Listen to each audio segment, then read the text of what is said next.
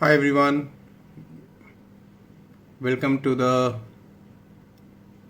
ISWAN Talks session. Hope you all are doing well. Hi, good afternoon.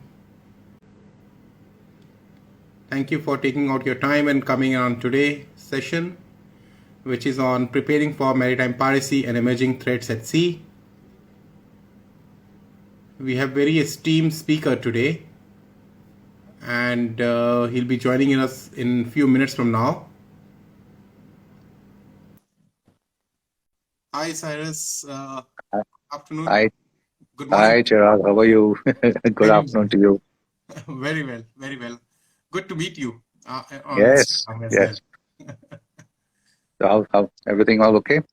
Yes, perfectly fine. We are live now, and people Excellent. are coming here. They are attending the event, and I'm sure that this will be extremely beneficial for them to hear about directly from you, which is, it's very, very fortunate for them to hear directly about maritime piracy and the stats and everything going around.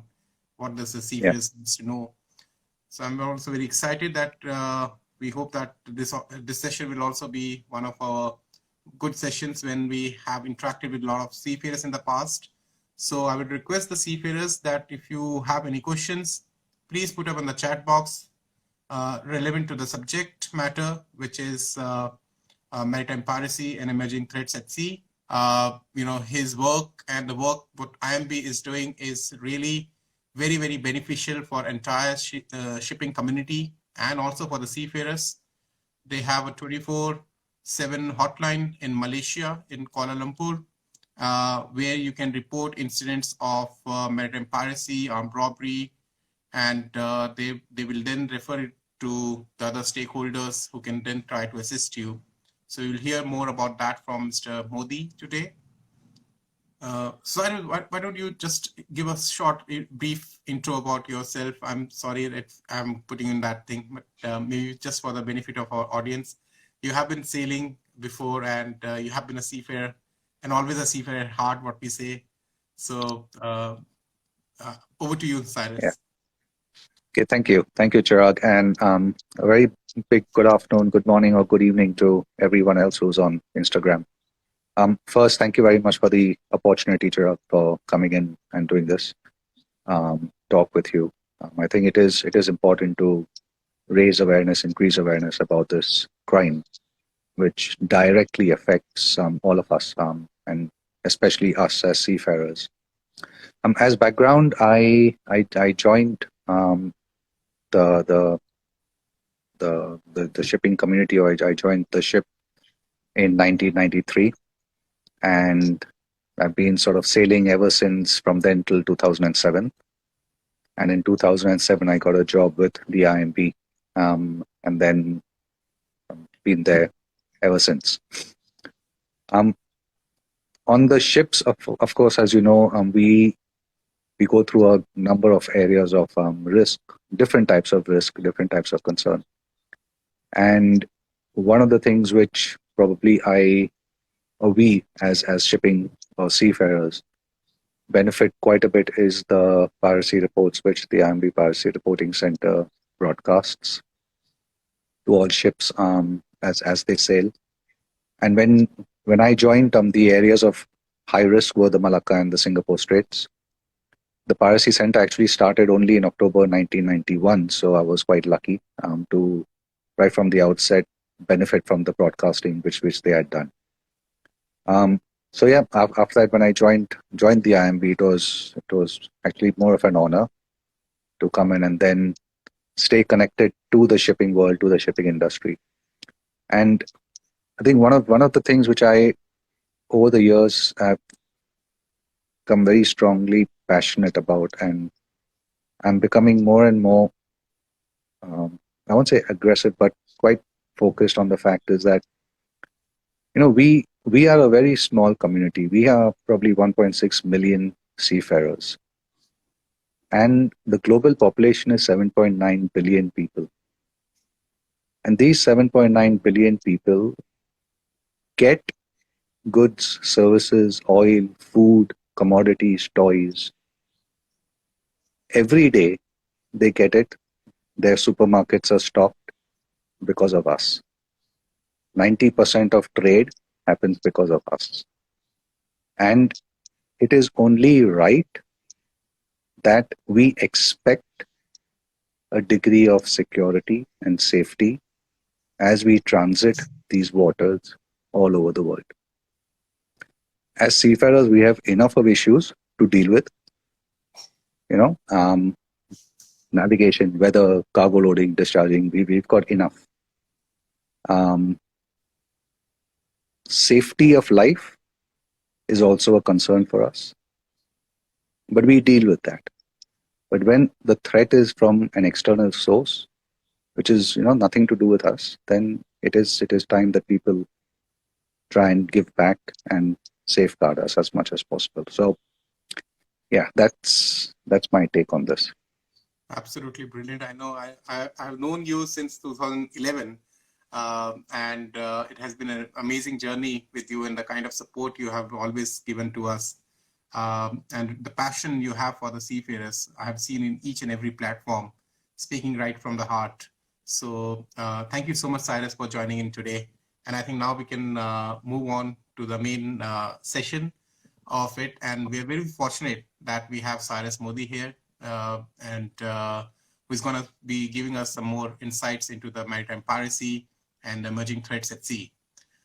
Cyrus, before we move forward, I would like to know about the major threats, the current statistics, basically around maritime piracy. What is the current situation of piracy threats and the global image right now? What is the status of that? Yep, thank you, Chirag. I can. Our quarter 2 report is going to be released in the next week or 10 days. But I can tell you now that the numbers are probably going to be one of the lowest that we have seen in a very, very long time. And that is extremely positive. It is extremely positive. There are still areas in which incidences are taking place. A lot of them are low level opportunistic, like the ones which we see in the Singapore Straits on ships when they are underway. We are seeing incidences also in Callao Anchorage, Peru, but all these are low level. Same from an IMB's perspective, even these low level ones are important to report and to make known to the coastal communities, because in every 10 incidences of low level which get reported, there are one, maybe two, in which there is a seafarer on duty who may be taken hostage, who may be threatened with a knife, and that is still not acceptable. So from a statistics point, yes, very positive.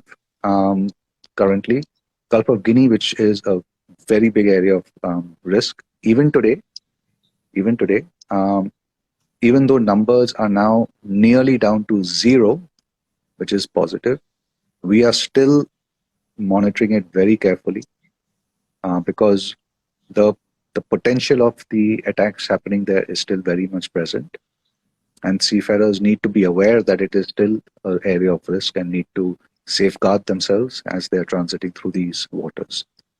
So Southeast Asia, you have Southeast Asia, you have the Singapore Straits, a little bit which is happening inside a few of the ports in Indonesia, but these are low level.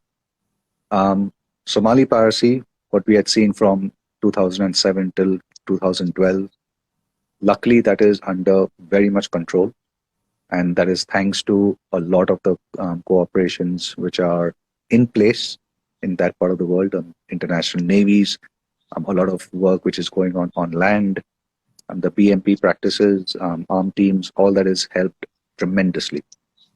And then we have the Gulf of Guinea, which is also now being addressed in sort of a manner which we saw on the east side, but there's still a lot to be done in the Gulf of Guinea. Totally agree. That's very encouraging to hear that the numbers are decreasing, which is, I think, very, very good for the seafarers. And that brings me to the next question is like, why is it still important for the seafarers to be prepared for a piracy attack or armed robbery at sea, or kidnappings or hijackings of the vessel? Yeah, see, Chirag, I think, as seafarers, we prepare for everything. We always have a plan. You have a cargo plan. You have a navigation plan. In the engine room, the engineers have plan maintenance. For we always have a plan. And even when we don't have a plan, there is a plan, and that is our contingencies. Which we always have at the back of our mind. And as part of normal ship routine, we follow these plans sometimes without even thinking. For example, enclosed place entry. We just don't go inside. We open it, we vent it, we take the oxygen readings, then we do it. We notify people. So it gets ingrained in us to take care of ourselves, to take care of our colleagues in certain situations. And piracy and armed robbery, even though they are two different names, the crime is exactly the same. It is affecting the seafarer directly. And hence, a seafarer has to be, number one, aware where this crime is taking place, what type of effects this crime has on the seafarer, on the ship, on the cargo. And by being aware, they are then able to put plans and strategies in place to ensure that they remain safeguarded. So having plans, I think, is very, very critical for even this. In fact, for this particular event, it is important that we have plans in place. Right. That's very crucial. I think we all needs to be prepared and not at all complacent. What we learn from you right now, we need to always plan in advance, and this is what we are also in ISWAN. We are trying to also stress to all the seafarers in the training colleges that irrespective of that numbers are decreasing, which is very positive, as you mentioned, but we still have to be prepared for such kind of threats at sea. My next question to you is, Simon, the significance of regular drills on board and the proper utilization of the citadel.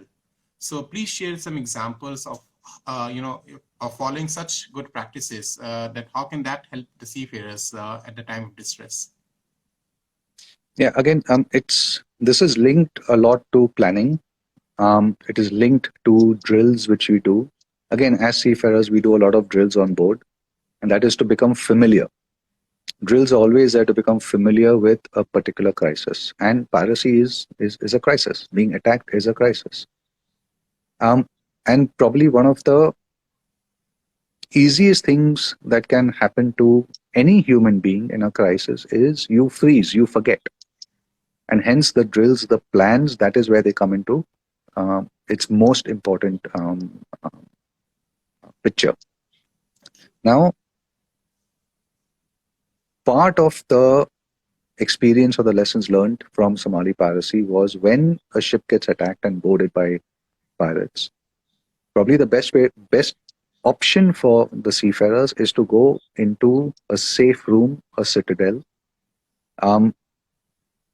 within their vessel. And the vessel is what they know the best. Outsiders don't know the vessel. And hence, to create a citadel in an area which is safeguarded away from any sort of different risks or exposures becomes crucial. Having certain elements within the citadel, like food, water, sanitary, definitely, if it's there, it's great. But more importantly, communication, very important. If you have navigation capabilities, steering capabilities, even better, it helps. And I'll give you a couple of examples from the Gulf of Guinea, and this is literally only from 2021, early 2021.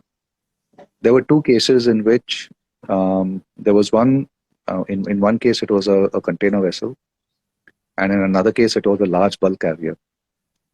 In both these cases, when the pirates were approaching, the crew they knew they were in an area of risk. They were having the proper lookouts, and they were more than 100 miles away from coast. In fact, I think in both the occasions, they were more than 150 miles from coast. And they went into the citadel and they started communicating. And we were one of the centers who were communicating back with the crew.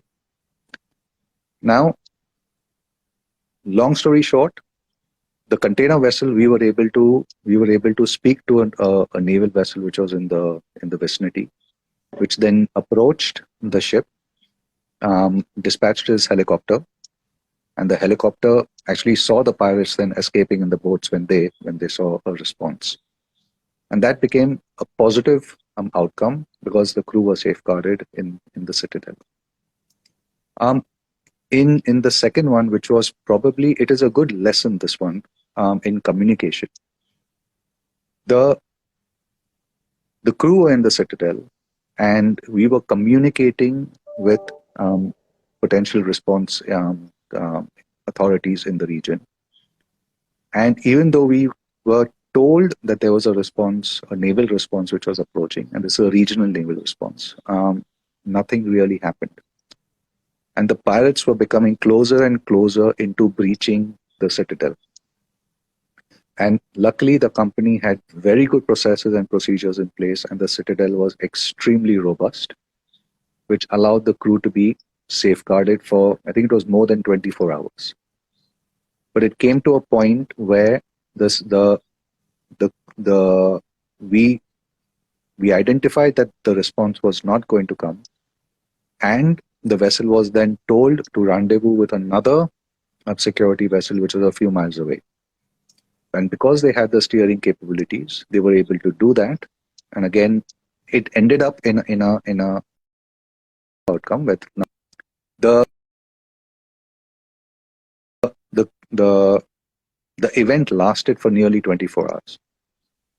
So I can well imagine what state the crew would have been, just the anxiety, the stress, the fear which they would have had, being locked up in a small room and people banging and trying to get in. But the plan, the drill which they had done, the citadel which was well founded, all came into being to ensure that they stayed safe. So it is crucial, it is important, and we should not become complacent, like you said. Just because numbers are down, let's not become complacent. Let's have these things continuously for us to safeguard us. Absolutely. And that's very, very important lessons, I think, for every one of us to just, be, we normally take it an attitude that yes, everything should be working fine.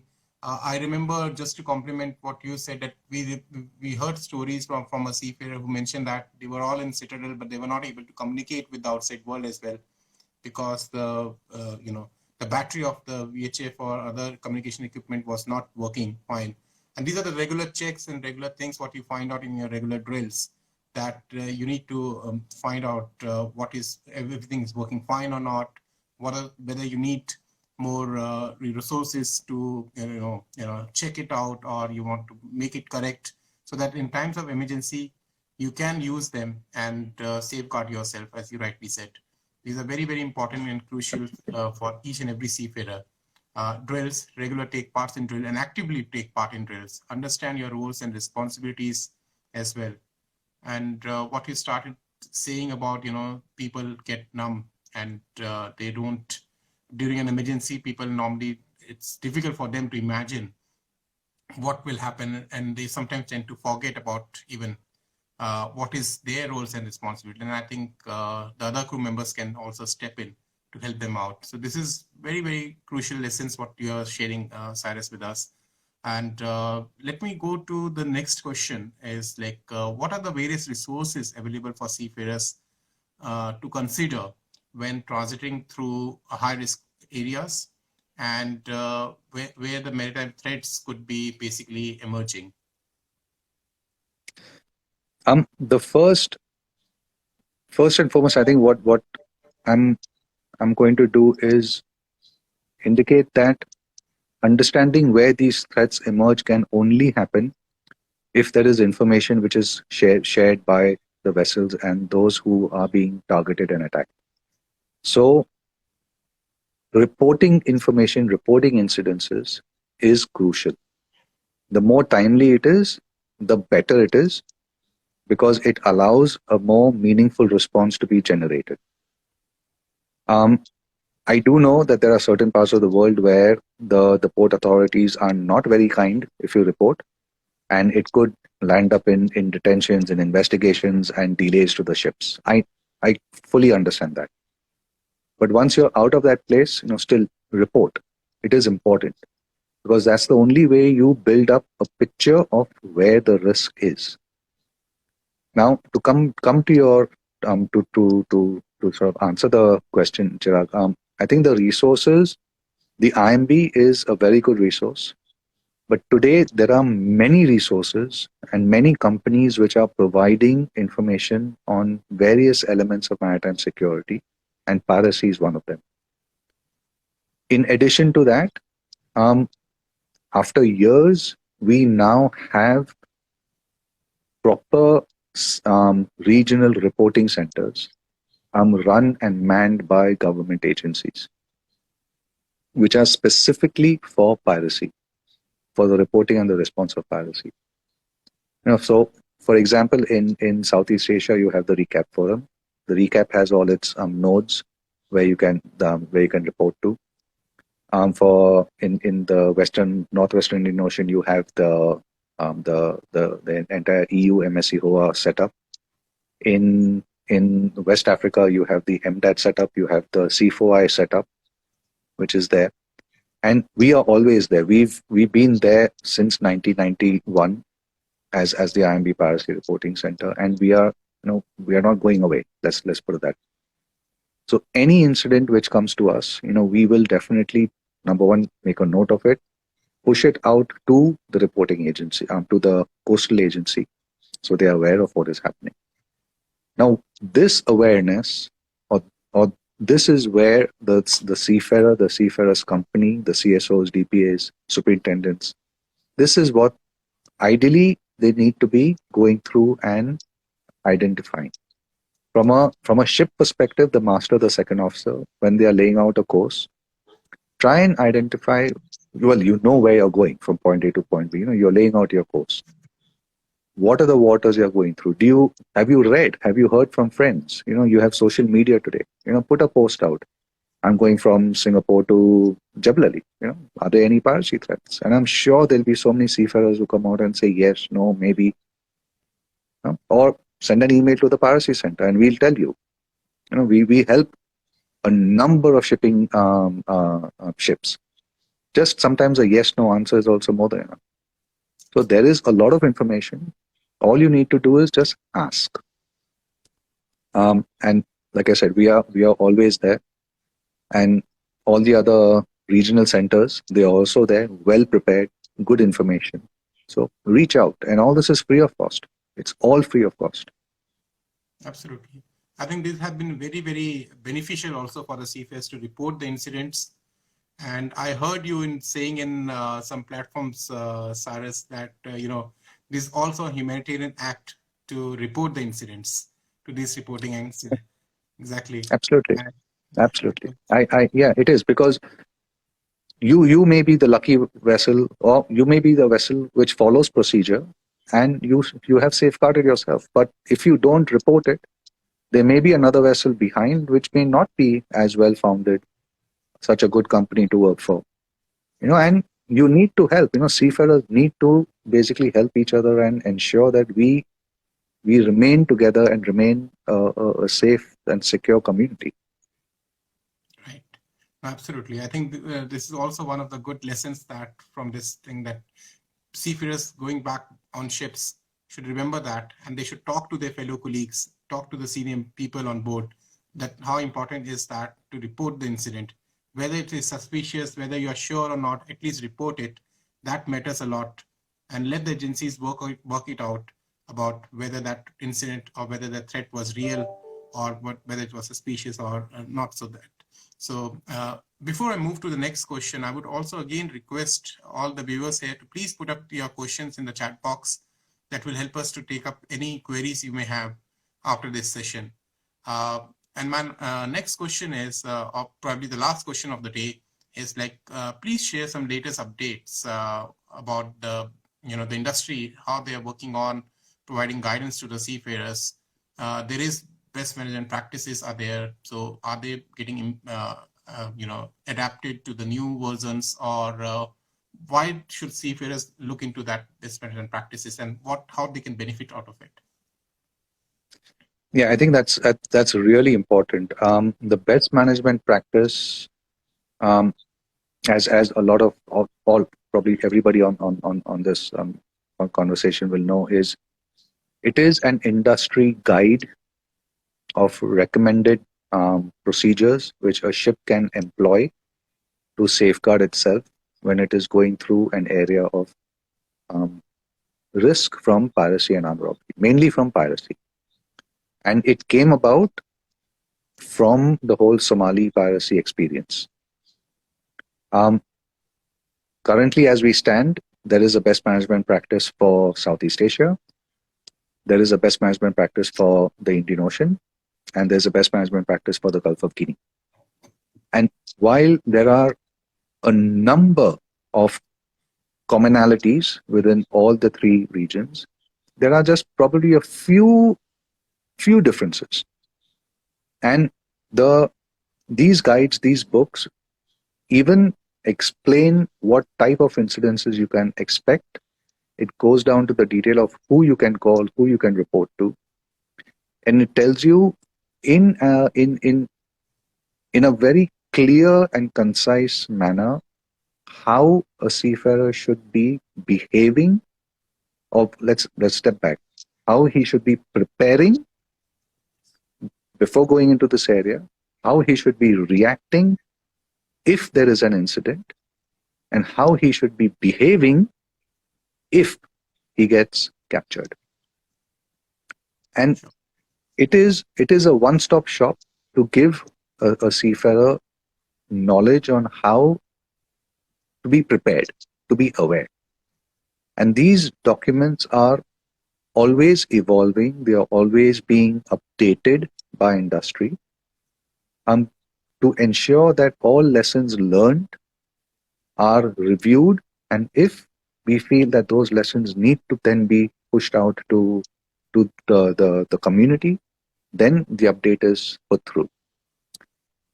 These documents are prepared by industry, but they have a lot of input from the navies, and hence the information which is there on safeguarding, it is quite solid, it is robust, it has been practiced, and it helps. It helps a lot. So following these, knowing these is quite it's quite important, and it could potentially be the first step which should be sort of taken into, or first book which should be read um, to when any sort of passage plan is done through these potential areas of risk. Sure. But they are always being updated, and to have everything in one place, there is also a global maritime best management practice, which is also available, and it incorporates all the commonalities together, and then all the differences, it highlights those separately. So again, there's the resources are available. It's and again, all this is free of cost. So seafarers should definitely be looking into it. I'm sure today every one of us who are listening to this will download this.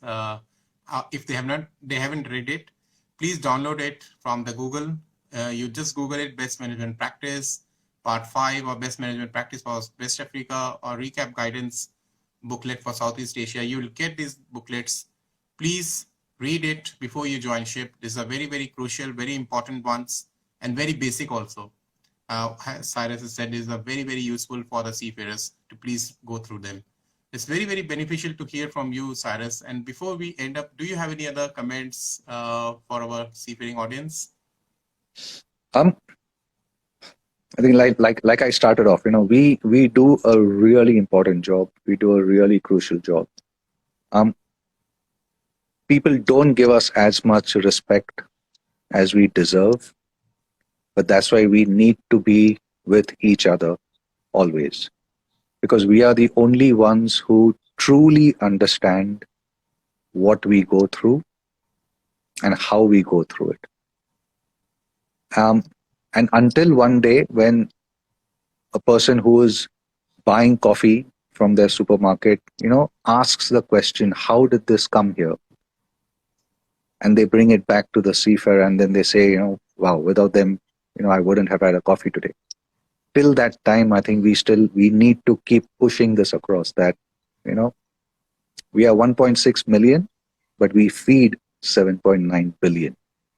And I think that's, for us, that is something to be seriously proud of. Seriously proud of. That's amazing to end, Cyrus. I think that's very, very motivating and encouraging for every seafarer who is watching this session today. Thank you once again for joining us. But before we let you go, maybe if there are any questions from our seafaring audience, please put it up on the chat box. I can see a comment from a seafarer, from an audience who has mentioned that, I'll take up that, and that my chief engineer once encountered pirate attack on his ship. Shots were fired on the accommodation. He reported the incident to the company, but no action or compensation was done to the seafarers. Then he also went on to say that it was not a successful attack. It was the pirates were trying to board the vessel, but I think it's not as successful.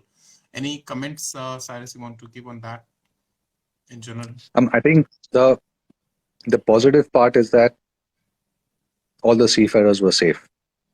Yes, there is always that threat that, and this was more so when we had Somali piracy, where lots of shots used to be fired.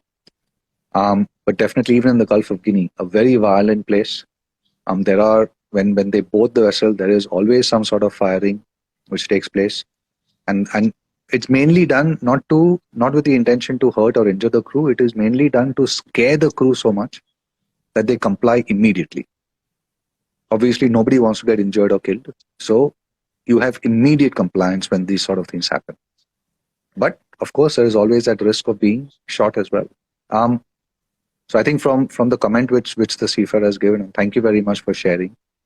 The takeaway is that probably the procedures which were on the vessel allowed the vessel to be safeguarded enough so that no crew was kidnapped or no crew was injured at that point in time. I think the whole compensation part I'm not going to get into, please, because that's not my area at all. Absolutely. We totally understand that. And I think the compensation will all depend on your contracts, what you're signing with your shipping companies, and everything will go as per that. If you have any doubts on that, you can contact us later, and we can help you guidance on that as well through the Maritime Union or any other stakeholder who may have more expertise on that particular subject. I don't see any other questions right now in the chat box, but I was just wondering that, the seafarers who are going in the Black Sea, they're also right now very, very worried because of the ongoing crisis in the Ukraine and Russia. So any kind of good tips you would like to give from your experience, Cyrus, how what they should follow and what they should do? I think in this part of the world, there is a lot of uncertainty. The risks are changing literally every day, depending on what is happening in the region, the conflict, etc. But prior to going into these areas, definitely, talk to the company, ask them guidelines to be followed, ask them if there is anything from, let's say, the likes of NATO, because NATO, we understand, is NATO Shipping Center.